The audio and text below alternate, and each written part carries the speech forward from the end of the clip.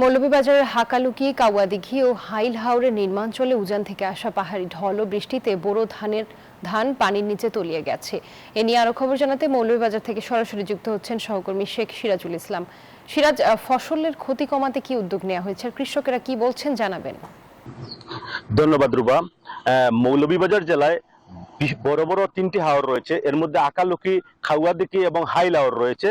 গত কিছুদিনের বৃষ্টিতে কিন্তু উঁচু স্থানের ধান ফসল কিন্তু নষ্ট না হলেও নিম্নাঞ্চল কিন্তু প্লাবিত হয়ে কিন্তু ইতিমধ্যে তলিয়ে গেছে।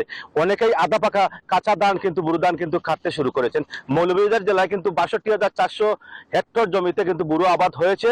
তবে কৃষকরা আমাকে জানিয়েছেন যে তারা শ্রমিক সংকট এবং ধান কাটার মেশিন যথাসময়ে না পাওয়ার কারণে কিন্তু তারা পাকা ধানগুলোও কিন্তু কাটতে পারছেন না।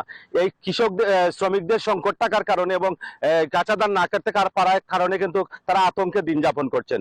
আমি আর একটু জানিয়ে রাখি, আসলে মৌলভীবাজার জেলায় এবার কিন্তু বুরু আবাদ বাম্পার ফলন হয়েছে। বাম্পার ফলন হলেও কিন্তু এই গত কয়েকদিনের বৃষ্টির কারণে কিন্তু নিম্নাঞ্চলের কৃষকরা কিন্তু আতঙ্কিত রয়েছেন। এখনো তারা আতঙ্কে রয়েছেন। তারা কৃষি বিভাগের কাছে আবেদন জানিয়েছে, সরকারের কাছে আবেদন জানিয়েছেন যে তাদেরকে